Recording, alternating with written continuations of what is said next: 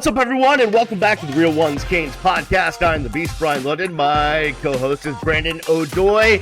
Please do me a favor. It is picking up steam. Those numbers are going up, Brandon, big time, exponentially climbing, because people are doing what we're telling them, which is going to subscribe to the podcast wherever they get their podcast: Apple, Spotify, Amazon, Google, and on the Believe Network. We love the people from Believe. They've put us out there, so go check it out there. Plus, the YouTube channel is getting thousands of hits. We love that as well. And we got a big one today, Brandon. Yesterday was the early National Signing Day, and it was a little bit chaotic. There were some heart palpitations. But when it was all said and done, the University of Miami, by all reports, a top 5 class. And Mario Cristobal and his staff have just done an amazing job over the last couple of years, really doing a great job, both in signing day and in the portal and talent acquisition. This is where they excel. And just what were your general thoughts on yesterday and the job that Mario and his staff were able to do? Well, it's like all the national pundits have been saying for so many years. Mario Cristobal is an ace recruiter. And so I got a chance to get more information and kind of get a little bit more background. And you know why. I can't say it publicly, but at the end of the day, what you need to know about Mario Cristobal is he's willing to work harder and he's willing to go longer than any coach in college football. And so because he has that kind of work ethic, because he's not taking no for an answer until it's absolutely done, irreversible, and cannot happen, what you need to understand about your football coach, Canes fans, is that he's going to put the time and effort in. You're never going to lose a kid because he was not recruited. That's just not going to happen with this Mario Cristobal Canes staff. And then what I have seen and been blessed to be able to see this up close is he will apply the appropriate amount of pressure on his staff to reach the levels of excellence that he demands in this recruiting. I had a good friend of mine on the staff tell me he's never seen a head coach with a commitment to recruiting like Mario Cristobal. Just saying he's approached recruiting from a whole – this is a veteran high school – this is a veteran college football coach telling me, man, dude, I've been a part of a lot of staffs. I've never had to recruit like I have to recruit under Mario Cristobal. So when you talk about now another top 5 class, this is going to be the norm. And eventually what you're going to see is there's just too many Jimmies and Joes for other teams to deal with. Because you're keeping a lot of kids home. You're grabbing some national kids in some spots that typically, you don't see Miami do in the past. And at the end of the day, you've got NIL figured out. So that's a really dangerous combination, and this is what people always feared with Miami. Yeah, let's just talk real quick on the NIL situation. How did you see that, if at all, play a factor in this year's recruiting cycle? Because it is obviously, let's take a step back. All of the offseason hubbub, right, was, John Ruiz has issues, and that means Miami's NIL is going to fall off, and that was a bunch of bull hockey, right? What happened is the Canes got stronger with their collective, with the Canes connection. NIL is a machine right now at the University of Miami who really paved the way on NIL. How did you see that all impacting this year's cycle? Well, anybody that tells you NIL is not a factor just either doesn't know or is telling an untruth. That's number one. Number two, Mario Cristobal would not have taken this job if those financial elements and things that have not been done at Miami were not in place. The support had to be there. And that's the reason why past coaches couldn't win. It's because they didn't have the support from the people with the money that Coach Cristobal does. He's been chosen. He's been the guy that people want to get behind. And they're spending the dollars where they need to spend them. So if all that needs to happen, if you're fair, 5-7, 7-5, right? Which is really more 8-4-ish. And we could talk about, Georgia Tech all day. But do it. You're trending, right? And so this third season is the judgment season pretty much a standard in college football right now, right?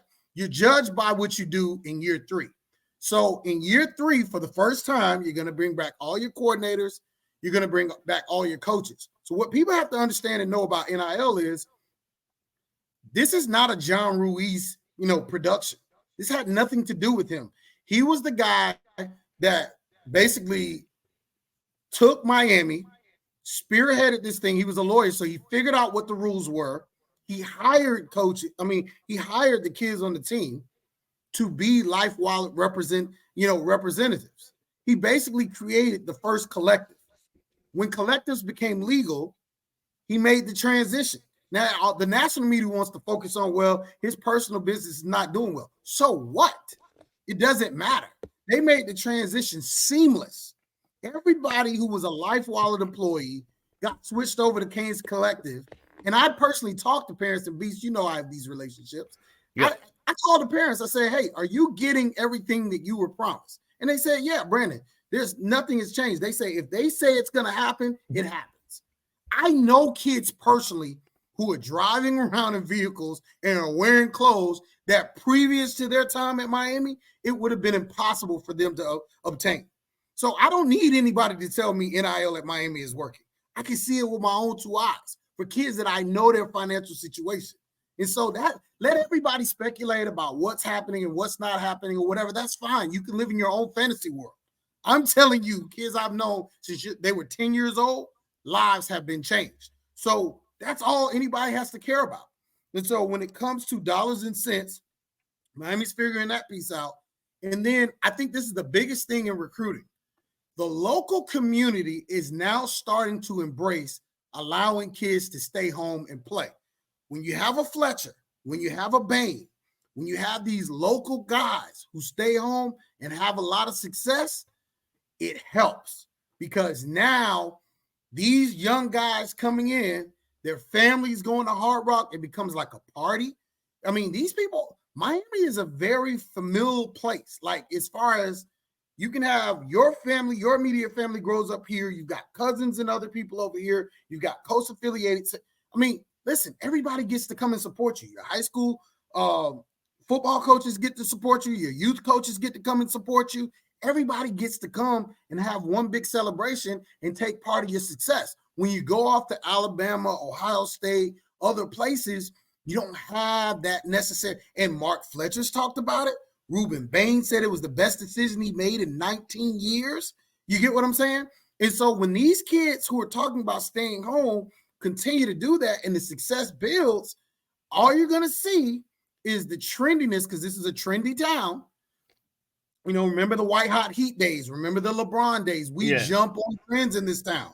When this trend sort of changes the tide and there's more winning, and these national guys have said it, you don't want to be playing in Hard Rock when there's 70,000 people yelling and screaming in a night game and they've been having adult beverages since 11 a.m. in the morning. Like that's not what you want. Yeah. All right. Let's jump into this class. We'll go down position by position. We'll get your thoughts. Listen, right off the bat, I need to tell everyone, I'm not a recruit, Nick, right? Like up until maybe a few days ago, I barely knew half of this kids. But as the juices start flowing, as we start getting down to it, I start watching film. I start reading. I'm reading this. I'm reading that. I'm listening to this podcast. I'm trying to get myself familiar. But, Brandon's someone that lives it 24/7, 365, knows a lot of these kids. So that's why we're excited that we're able to have his expertise on this. So let's get into it. Miami gets one quarterback. We're going to talk about the portal situation and the future of quarterback in Miami next segment. But Judd Anderson from up in Georgia, a really tall kid, 6'7", kind of seen more as kind of developmental. But, had a good career up there in Georgia, but that's the guy they got, and he was excited to be a Miami Hurricane. So just your thoughts there.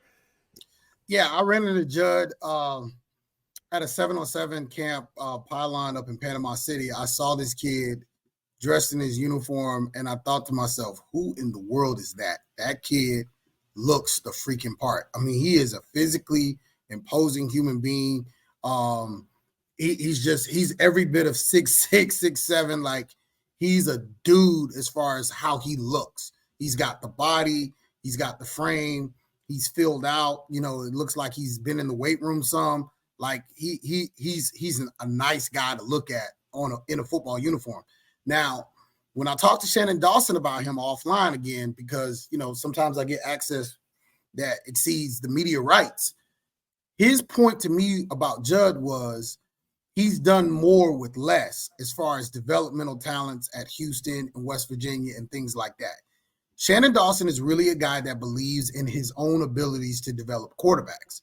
Now, some are going to say, well, Shannon, what did you do with TVD? But I would say to you, I think TVD is an OC killer. I think you have to look at Emory and look at the career he had under Shannon Dawson to kind of say, okay, here's a guy that picked up in the spring, got here early, and was able to be developed enough because he really wasn't supposed to be counted on. Remember, he was supposed to be the second quarterback in that class, supposed to be Jaden Rashada. So here's a guy, and why did he play over Ja'Carry Brown? These are questions we'll never know the answers to. So you think about a guy you never expected to see play as a true freshman, and all he does is go out and beat Clemson and has you within a touchdown of beating Florida State on the road, and was willing to give his whole body up. And, you know, and for that reason, he's coming back off of injury. But yeah, I mean, I just think you X TVD out of it and you look at Emory, and that's why Shannon Dawson has the confidence that he has to feel like he can develop. And when you have a guy with a frame like Judd's, and he's got time because he ain't coming in here to be the starter, he feels like over time he can make this man into someone that opposing defenses will fear. And so, hey, man, he's done more with less, and so you got to just give him the benefit of the doubt. At running back, Jordan Lyle, who they flipped from Ohio State, that was a big one. And Chris Wheatley-Humphrey, another guy, just a South Florida product. Listen, two really good running backs. I think they did great there, and it only adds to what they have at that position already with, you know, Mark Fletcher and Henry Parrish and everybody. Let's just say you're not going to miss Don Chaney. Jordan Lyle is a guy that has a lot of experience. He's been playing since he was a freshman at St. Thomas Aquinas. One thing I like about Jordan is he used to run really, really high. He's about 6 foot tall. He's a legit dude. He's like bringing another big back, because Chaney was like that. He's kind of like in the 5'11" range, and he's got more speed. He's a faster Don Chaney. That's what he is. And so you're not going to miss Chaney at all.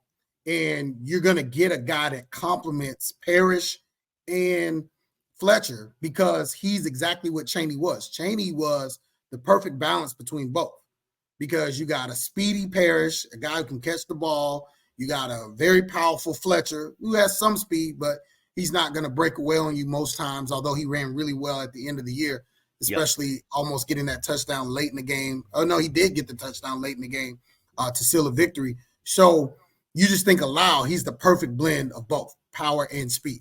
He's really dominant. He's so underrated. That's a 5-star running back. And so at the end of the day, you have to think to yourself, man, you stole one. Chris Wheatley-Humphrey, just fast. His nickname is Hellcat. I went and watched this kid play. He does that step. He kind of puts you in the mind of a Dalvin Cook. He's a guy you throw around the corner to, and you have a situation where he's off to the races. He is so fast, so explosive, and he's really fun to watch. Wide receiver, the Miami Hurricanes did really well here with Nykar, JoJo Trader, Chance Robinson.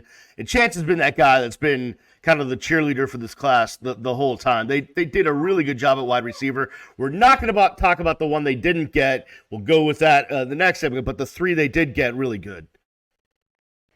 Yeah, no, listen, let's focus, and I almost tweeted this morning. Let's focus on the guys that they absolutely got, and you can't focus on what you didn't get. Josiah Trader is one of the best talents in the entire country at the wide receiver position. And this is a guy, let me tell you, he is a guy that I don't even think has played his best football. The sky is truly the limit when it comes to this young man. And you talk about Chance Robinson. Chance Robinson kind of puts you in the mind of a Kobe Young, like one of those big, powerful wide receivers with speed and the ability to make contested catches. He's really physically imposing. He's about 6'2". He's a guy that's been in this St. Thomas Aquinas program for a long time. And at the end of the day, those two guys, and they played together, oh, by the way, at Miami Gardens Ravens, they played together as youth football players reunited. Those two guys were really good talents in their own right. Like literally, if Jeremiah Smith never existed and your class was Nykar, Josiah Trader, and Chance Robinson, you would be ecstatic as a Canes fan. And I think Canes fans literally have to realize what you got at the wide receiver position. And oh, by the way, Xavier Restrepo may come back. Oh, by the way, Isaiah Horton is a dude. You know, he filled in at times and has that, you know, stretch the field ability. And you still have a guy named Jacoby George. If you don't know who he is, just turn on the Florida State tape and see his ability to run away and make contested catches and really, you know, be active in this defense. He gets another offseason with wide receiver coach Kevin Beard. And I'm telling you, this wide receiver haul, everybody out of Georgia says Nykar is an absolute stud. Like getting him from Georgia, they say Georgia dropped him, whatever the case may be. I don't know how much of that I believe, but guess what? It doesn't even matter.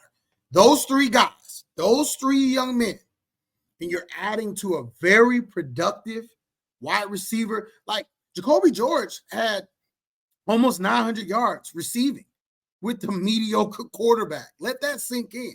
Yeah. Okay. I mean, like Xavier Restrepo was a few yards away from 1,000. Again, let that sink in. Like this could get scary. And you're talking about, because the one thing that receiver position didn't have that other positions did, it didn't have tremendous amounts of depth. It was like 4 or 5 deep. The the running back position, they went almost 5 deep. You know, they had Fletcher, Parrish, they had, you know, Chaney, they had Allen, you know, the freshman CJ came in a little while, like they were deep. You're going to see that with the receiver position now. Like you're not going to know the ball is a run just by who they're subbing in. You're not going to know. There are no tells now. You can get hurt on any play with these receivers that are coming in. At tight end, they bring in one kid, Elijah Lofton, from the Nevada pipeline of Bishop Gorman out in Las Vegas, where they've gotten a bunch of kids as of late. A 6'2" kid, 220 pounds. Mario had a lot of good things to say on him. I just, again, I go back to how important is this tight end position to this offense. It just wasn't used much this year, and it wasn't that productive this year. But we'll see if Elijah can make an impact. He's a freak. He's an absolute freak, and I say that in the best way possible. He can run the ball like a running back. He can get open. He's fast. He beat Miami Central basically by himself in the beginning of this season. He's a dynamic talent, man. He is every bit of an awesome H-back. What they might do is you might see a Cam McCormick in like that primary blocking role, and you might see basically a lot of 12 personnel, as far as, one back, 2 tight ends. And you're going to see sets where they might just run screens with this dude. They might, do that flick pass up the middle like you've seen in the past with really talented guys. Like Shannon Dawson's going to have a lot of time, scheming with this guy in tow. And it's good that they were able to keep him in the class because he was an early pledge. And then I think people started seeing how good he was. I think there's some people who shied away from him because he's only 6'2". He's like a Brevin Jordan. He's only, who was only 6'3" from the same program, also went to Miami. And he's not going to overwhelm you with size, but his production is, really what it's about. All right, let's get to that offensive line. This was one of the important positions to especially because you had some guys leave, both for the NFL. But you start with Mount Marco. I mean, you bring in Marco Bell, the top JUCO offensive lineman. I think he's like 9 feet tall, but a great haul there. Plus Derek Plaz, he's been like the team cheerleader. He's all about it. Juan Manaya, and then Nino Francavilla as well. It's a pretty good group. Yeah, real good group. I got a chance to check out Plaz in person. He played around the corner at Coconut Creek High School when Monarch played Mandarin in the state semifinals. He's a big dude. Alex Maribal was there. He has been, sort of the class cheerleader. They really like the future with Nino, the center from up north in Connecticut, Tyler Van Dyke country. They think he's a developmental prospect. But the reason why this haul is so good is because they're not anticipating needing any of these guys. So I'm told by the staff that they really like offensive line. Like I brought up some offensive line concerns. Hey, losing Cohen, losing Matt Lee, like, can this get fixed? Oh, don't worry about this. Like, we're good to go. That's the last thing. Like, we got McCoy, we got all these other guys that are like, so you're talking about a coaching staff that is super confident in the position that they're known for. So, like, that is really a good sign if you're thinking about a class, because it's basically like these guys are really good developers and they don't need any of these dudes. Yeah, so the one thing I think we can definitely agree on and know is that this staff, Mario Cristobal, Alex Maribal, Salavea, Jason Taylor, all these guys, it's all about the trenches with this group. They are going to get the trenches to be the best in the country. They're doing it on the offensive line, and with this recruiting class, the defensive line, I'm making weird noises. But let's start with the defensive ends. I mean, you cannot get a much better haul than Marquise Lightfoot, Elias Rudolph, Booker Pickett, Cole McConaughey. Just an outstanding freaking haul when it comes to the defensive line and the defensive ends. What you're looking at is pressure. You're talking about pressure. You're talking about getting after the quarterback. You're talking about those old school defensive lines at Miami that were known nationally, that had players who were up for awards, the Warren Sapps of the world. That's what they want to return to. So when you get a late flip from an Armando Blunt, this is a 16-year-old kid. He's not going to turn 17 until he's already taken a month worth of classes at Miami. At the end of the day, you get him, you get a guy named number 7 player in the country and a Justin Scott, from the Chicago area, who just has that physically imposing, defensive line body. The guy that I'm probably most excited about is the guy from Bluntstown, Artavius Jones. I ran into him at UCF, and I just started talking to this kid and start seeing, what was going on with him. And I'm like, dude, who are you? And he was like, oh, I'm Artavius Jones. And I'm like, do you have offers? He's like, yeah, I'm committed to Miami. I was like, oh, that's you? I was like, this dude looks literally like an Adonis. And he's a basketball player. He can dunk the basketball. And, Coach Cristobal has said publicly, that's what defensive lines at the University of Miami should look like. And so that you have to be really excited about this class, particularly at the defensive end position. Lightfoot, Booker Pickett is a guy who's a legacy here. There are a couple of legacies in this class, with Ryan Mack and his father, Rod Mack. And so at the end of the day, what Jason Taylor and Joe Savelle want to build is these physically imposing defensive lines that just apply pressure from everywhere. It's like, if you got to block, if you have the ability to block 5 guys every single time, then maybe you can, deal with this offense, this defense. But we saw Lance Guidry dial up a lot of pressure last year, and he wasn't even playing with a full deck. He probably lost his best defensive lineman in the first couple of games in Mesidor, and he gets to come back, and they got all this juice coming in. It is it's outstanding. You mentioned the tackles a little bit, but let's go inside. You talked about Armando and Artavius, but we cannot forget Justin Scott. Just an amazing haul. The kid from Chicago, just a huge one, a 5-star, and then Dalen Russell on the back end. Just amazing, man. What they were able to do up front with this defensive line and at tackle. I talked a little bit about Scott, but I'll tell you about Russell from Columbus. This is a kid that he single-handedly won the state championship last year for Columbus. The guy was my height last year. I interviewed him after the state championship this year. He's like an inch or two taller than me now. He's grown. it's funny. Artavius Jones, he's like, oh, I'm not really sure about going to Miami. He's like, I don't know the other guys around me. I was like, dude, that Dalen Russell kid is a dude. Like, I don't care what you think he looks like. He's a baller. Like, you're going to be fine. If you're lining up next to him, you're going to be fine. He's a dude. And so, I liked that, kids are sort of like concerned about who else is going to surround them talent-wise.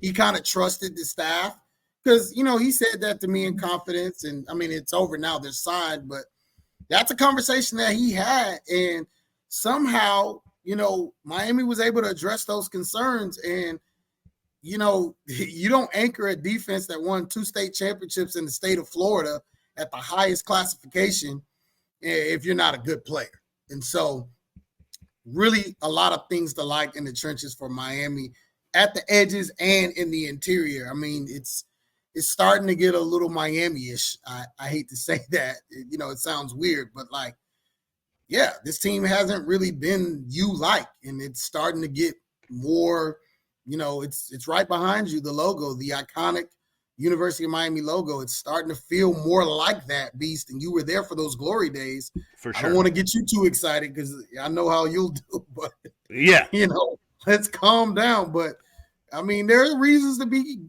kind of getting happy. This is a good class. Thinking of old school Miami, they always had a great middle linebacker. Darius Hayes is a guy that may be that in the future. 6'4", 210 pounds.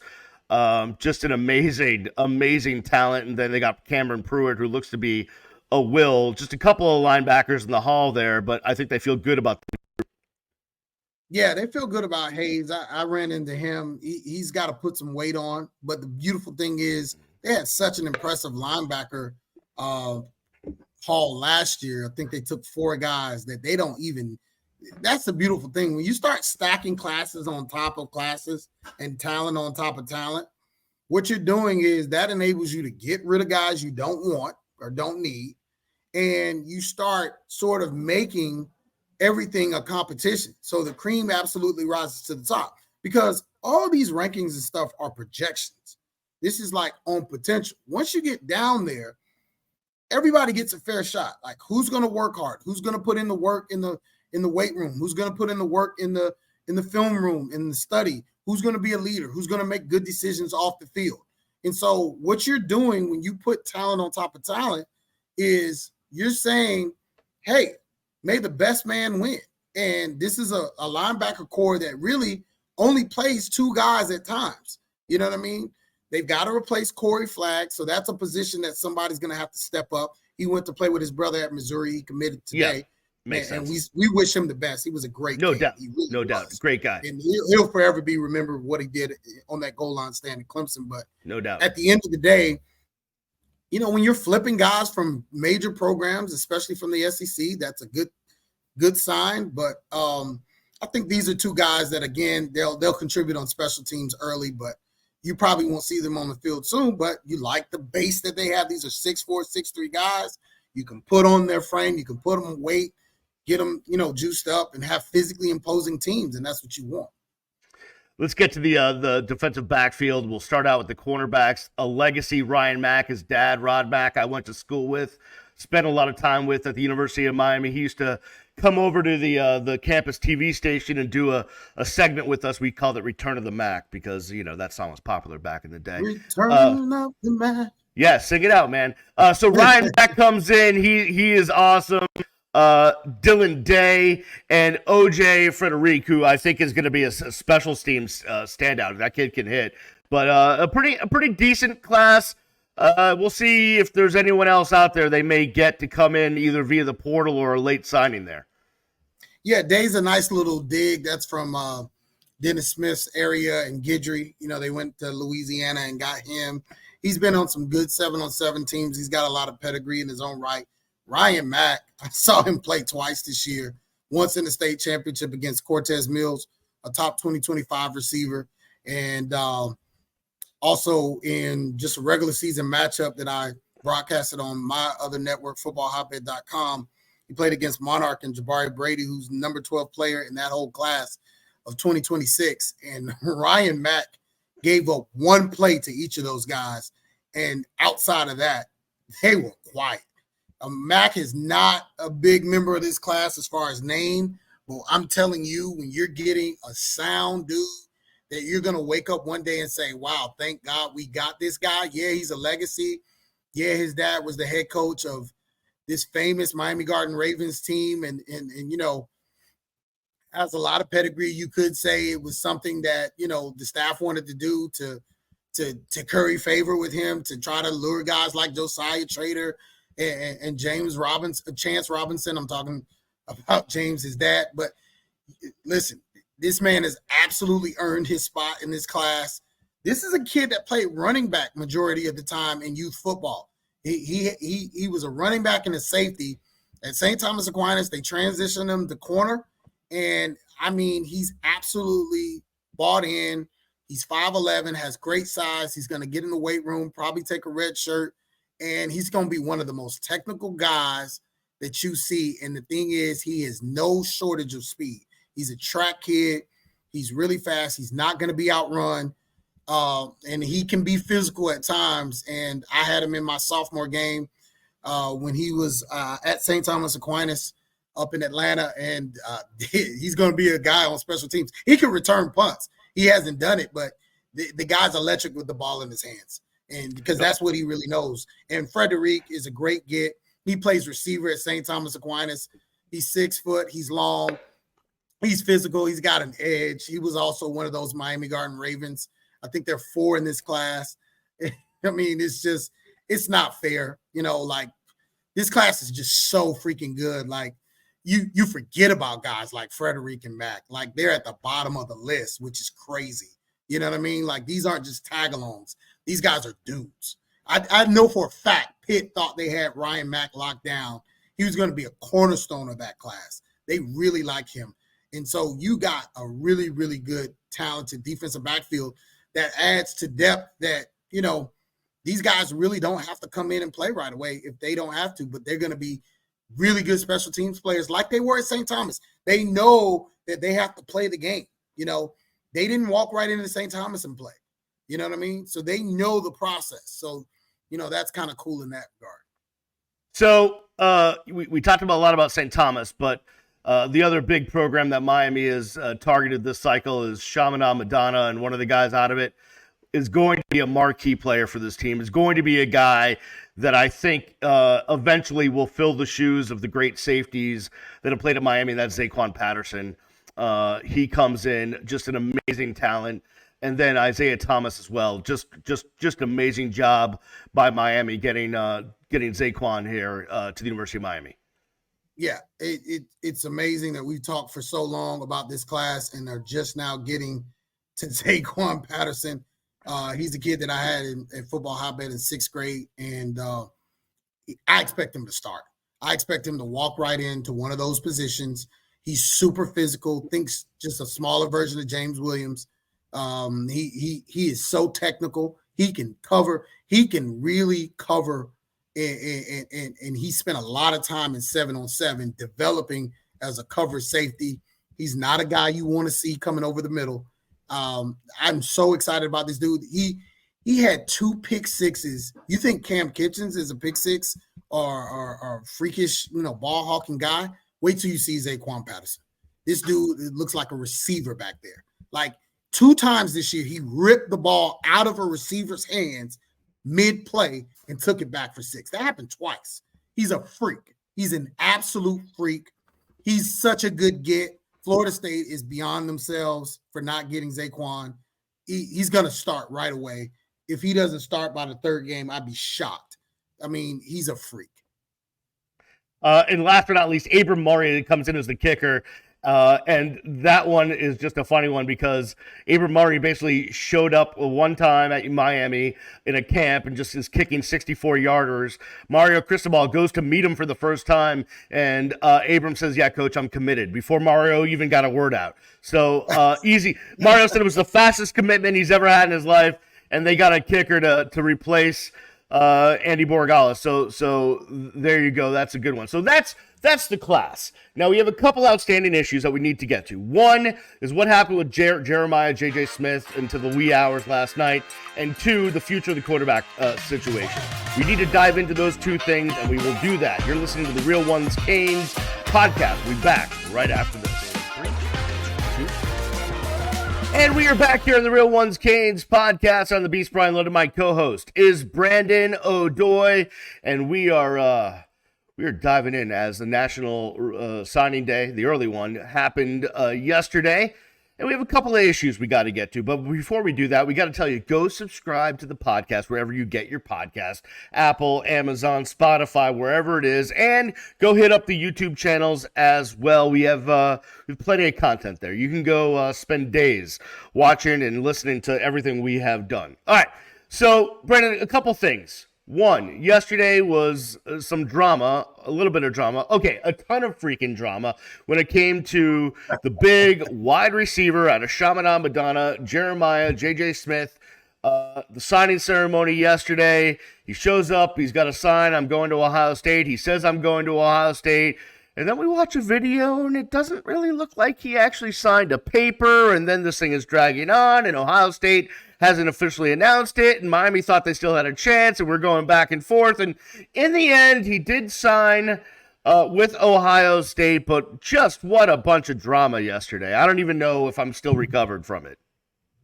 Yeah, quite a bit of drama. And then what added to that drama is, Dennis Smith, sort of the GM for the University of Miami, put out a bat signal at least once, I think maybe twice. I've lost track now. It's such a crazy day that had Canes fans like literally thinking, could we get this kid after he announced that he was going to Ohio State? Like, is this possible? Yeah, in retrospect, that was the defensive line transfer from Middle Tennessee, Marley Cook, right. Who is a great pickup, by the way. Yeah, you got no two doubt. D tackles. I mean, we didn't even discuss this in the recruiting, the transfer guys. Yeah, two big-time D tackle transfers. All these freshmen, dudes at defensive end. This defensive haul, Mario Cristobal, like, they want to control the line of scrimmage. This could get ugly. Yeah, no doubt. So let's get back to JJ. What are your thoughts there? The thoughts are simply this.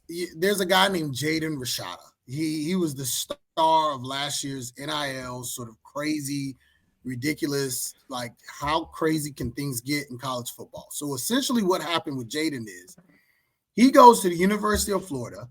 He's promised one number, upwards of $10 million. He gets there and they say, no, we're closer to 3 or 4. I don't know where you got that big number you got from me. He's like, well, I was promised this if I enroll. And he basically sat in a hotel in Gainesville and refused to enroll early.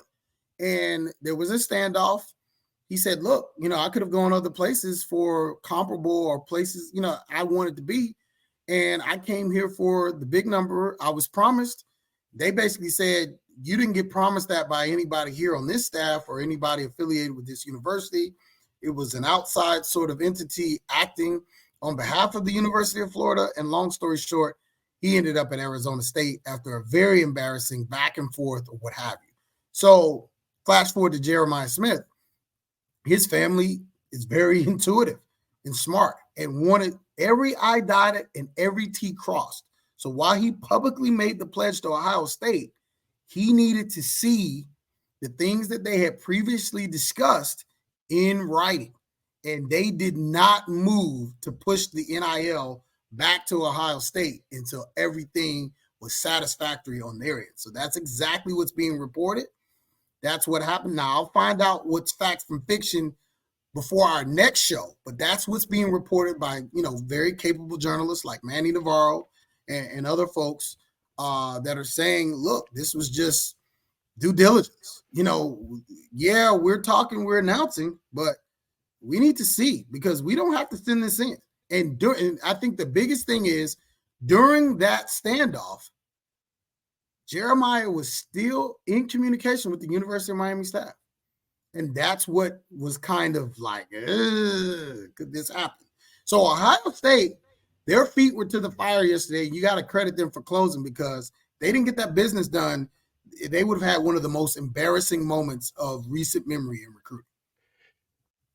So I did a YouTube video yesterday while this whole Jeremiah Smith was up in the air, and the thing I kind of likened it to, if you're a top recruit, right? If you're the number one guy in the country, if you're without a doubt bona fide superstar, right? Generational player, as people have called Jeremiah Smith, and that's what he is.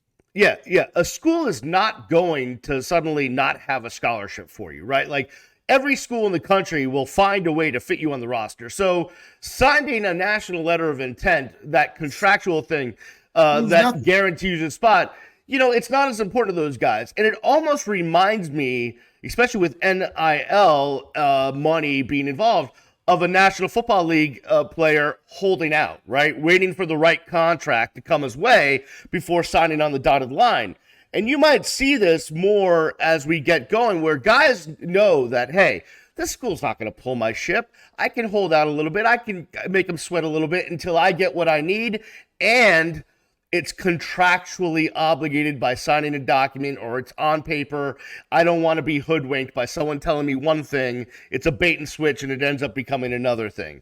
So, yeah. I mean, the business of all of this is definitely exponentially getting bigger, but a lot of these families and these kids and all their reps and everybody are getting smarter and know what they got to look out for. You talk to kids all the time, and I'm sure you're telling them, hey, look out for the pitfalls, man. There could be some pitfalls in all of this.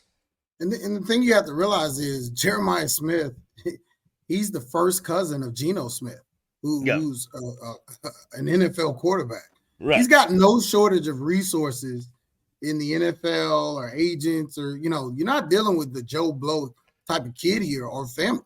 You're not going to pull a fast one on these guys. These guys have real advisors with real abilities and real finance, and they don't have to make moves. To be honest, he didn't have to sign at all. Jeremiah Smith could just say, hey, I'm enrolling in January and I'll make a decision because, again, Ohio State doesn't have a quarterback of the future. They took Eric Nolan in this class. He's a really good quarterback. He and Jeremiah played together at South Florida Express in my football hotbed 7-on-7 tournament last February. That tournament's coming up again. They have chemistry there. He likes, the situation there. Georgia possibly could have gotten back into this because, Jeremiah Smith made it clear he didn't want to play with Dylan Raiola. He did not want to play with him. And he decommitted, and I started thinking, wow, could Georgia backdoor this situation and get Jeremiah Smith in the 10th hour? Because, Coach B-Mac at Georgia had been in constant communication with the family, and obviously Georgia is Georgia, and Kirby Smart is the new Nick Saban. So at the end of the day, there were a lot of, things that were kind of up in the air, but, credit Brian Hartline, credit everybody at Ohio State. You saw Ryan Day's reaction on YouTube or on television or wherever you saw it, because when he said, oh, we got him, like it's almost like he was surprised that they held on, because Miami had been such a Ohio State killer in the game, and Miami owes Ohio State pretty much every favor they can provide of every nuisance that they can be. They pretty much got handed a national championship on the most phantom of phantom calls in the history of college football and big play moments. So there's never a love lost between those two football programs. But at the end of the day, they were able to hang on. And let me say this. This is where the kid wanted to be all along. The kid honestly feels that that's the place that's going to get him to the first round in the NFL. Now, my feeling is I could coach Jeremiah Smith in college and he'd go in the first round because he's already pretty much a polished product. Yeah, but you can't change the mind of a 17, 18-year-old kid. And I know Jeremiah, he's not a dude that's easily persuaded. If he gets an idea in his head, he's going to run with that. And you know what? I credit him. He stood on business. He said, this is where I want to be. Ohio State's not known for big NIL deals or putting a lot of money, and they found it, because I know they found it because they were under a lot of pressure. For sure. I do give credit to the University of Miami staff because, as you said, they kept pushing. They did not give up on this one. And let me tell you, that could pay off because if they go up there and remember, Jeremiah Smith didn't start his high school career at Chaminade. Right. He started his high school career at Pace, Monsignor Pace, in Miami Gardens with Josiah Trader. And then after some things went funky over there, they both went their separate ways. They ended up at Chaminade. Josiah came after his sophomore year, and Jeremiah went right in the middle of his sophomore year to Chaminade. So, history could repeat itself. I would be very careful if I were Canes fans on throwing Jeremiah Smith and his family under the bus. I haven't seen much of that, but this may not be over because if he goes up there and it's not what he expects, not like all the pressure's on Ohio State. If they don't have, if they don't do everything that he expects, if he's not getting the ball, if he's not developed, if he doesn't play early, because I think Jeremiah Smith would have immediately walked in and been the starter at the Kobe Young position. I just think he's the day one starter here. Now, if they don't do that for whatever reason, I mean, I can't imagine with losing Emeka and also Marvin Harrison that he won't start right away up there. But if for some freakish reason, like he doesn't have the expectations met, the portal is a very busy place. So just a little warning to my friends to the north. I did see a couple of people say, hey, it's okay. We'll see him back here in 2025. Last but not least, before we wrap this thing up, Miami's still looking for a portal quarterback. I don't know what's happening here. Do you have any insight or I don't know what Cam Ward, is he going to the NFL? Where's he going? Is it this kid from Arkansas? I don't know what's happening. Listen, let me go on the record in saying, and I may be dead wrong about this, I think KJ Jefferson here would be Tyler Van Dyke 2.0. Unless you plan on running this guy 20 times a game, I don't see him fitting here. There's a reason Arkansas wasn't very good, and at the end of the day, I think it's Cam Ward or Malik Murphy, and or just I don't know, because I've heard from everyone I've talked to, and I talked to one of the Texas State staffers who had Cam Ward at Incarnate Word. I said, man, is this guy worth all this talk?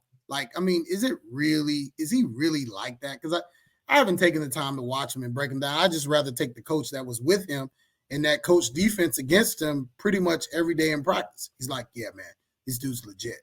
He's the real deal.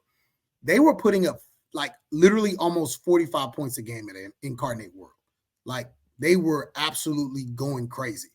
And it was a shock to them that they didn't win the FCS National Championship last year, but a big part of the reason is Cam Ward and his abilities. So when he goes to Washington State, they come out like gangbusters, 4-0. He probably just didn't have the team around him. But, he's got Miami at a real standstill. And you have to wonder if that was a part of what Jeremiah Smith used to sort of discriminate against the University of Miami, because at the very least, he knows he's getting Aaron Norland as a freshman. And freshman quarterbacks have played at big universities before, namely Ohio State. So with them losing Kyle McCord to go to Syracuse, he walks in with one guy. He's probably familiar with the other guys down on the roster. It's freaking Ohio State. So it ain't like they don't have guys. It's way better than the situation at Miami, where you're literally looking at one guy who's hurt, one guy who may leave right after the bowl game, and you're bringing in a developmental dude. And it's like, that's kind of hard to say, hey, man, come on in. But, the quarterback position is tough. But it's hard to say you'll be judged. This class will be judged by what they do at quarterback after Cristobal and his staff had done such an amazing job in the top 5. But, you don't see very many people winning championships without elite guys at that position. And so this is still a question mark, and it's unsettling. But you don't want to, but you have to give Mario Cristobal and the staff the benefit of the doubt. I mean, they've made water into wine so far. And you got to trust however they're playing this Cam Ward quarterback situation that it's going to work out. You see Dante Moore go to Oregon to kind of back up Dylan Gabriel. That seems strange. I know they want a veteran. I know they want a guy with a lot of experience, not so much a high school guy. I didn't like the Judd take. I'll go on record as saying that now. Nice young man. Again, I think he's too big of a project. Quarterback is a question mark in my mind. So we'll see. And listen, I think Emery's a nice player, but again, he got hurt. And the other thing is, he did a great job against Clemson. He almost won the Florida State game. Still only 1 year of college football. In some of these battles that Miami's going to fight next year, they need a veteran. They need somebody that's been through all of it, right? Like somebody that has seen some battles. For sure. It's just weird. I just think if Cam says no, you go quickly to Will. I mean, I don't know. Well, did we know it? Did he sign with USC or not sign with USC? Do we have any idea? No, but see, that's the thing. Transfers don't sign. They just enroll. So it's not over. You know what I mean? And that's why you can't go off. You can't just get mad. You don't know how it's going to end yet. You know what I mean? Like, it's just these are just commitments, you know? Like, you could still end up with Dante Moore. Like, I think they could flip. Like, Miami starts classes on January 16th. Lots of things can happen. All I know is after seeing what Michael Penix and Bo Nix did, being transfers, going to different programs, getting a new lease on life, and then seeing them in New York at the Heisman ceremony, it gives me hope that, hey, maybe whoever the guy that's got next is for the University of Miami, maybe he can have that kind of success as well. Let me say this, and I'll close on this. Yeah. Quarterbacking is a 1-year deal now. There's no such thing as, we're going to quarterback. That's hogwash. These guys can get in the portal at any time. You got to go year to year with these dudes. You just don't know. The only way you know you got a guy is if he doesn't jump in the portal in the spring. You've got to take this year to year. You've got to bring in guys to compete. Because if you don't have a quarterback, you could actually go down to your third quarterback, whether or not you go to a national title. It happened to Florida State. They pulled it off. I think they got hosed. But, for sure, the quarterback position is important, to say the very least. All right, Brandon, before we get out of here, I want to wish you Merry Christmas. Have an amazing holiday with your family and your friends and surrounded by loved ones. I want our listeners and our viewers out there to have an amazing but safe holiday time, right? Very safe. Yeah, very safe. Listen, celebrate, but do it wisely. Yeah, be responsible. It's a great time of year. We got a bowl game coming up. Miami's practicing. We'll have more on that next week. And we'll also have some redux on whatever happens. That's a nice looking tree right there. That's a nice Christmas tree. Happy Hanukkah to you and your family. Thank you very much. We did okay for ourselves. But next week we should have some good info, and maybe by then we'll know who the quarterback is. Maybe Santa when he comes down your chimney. We need a quarterback. Santa. Yeah, Santa, bring us a quarterback. Yeah, hey, can you leave some extra nice cookies so he brings a good quarterback in the portal? Thanks. I'll make sure my kids don't buy that. So, all right, thank you, bro. Hey, all right. We will talk to you guys next week. Remember, go subscribe to the podcast wherever you get your podcast. Go hit up the YouTube channel. For Brandon O'Doy and myself, have a very Merry Christmas, everybody. We'll talk to you next time on the Real Ones Kane podcast.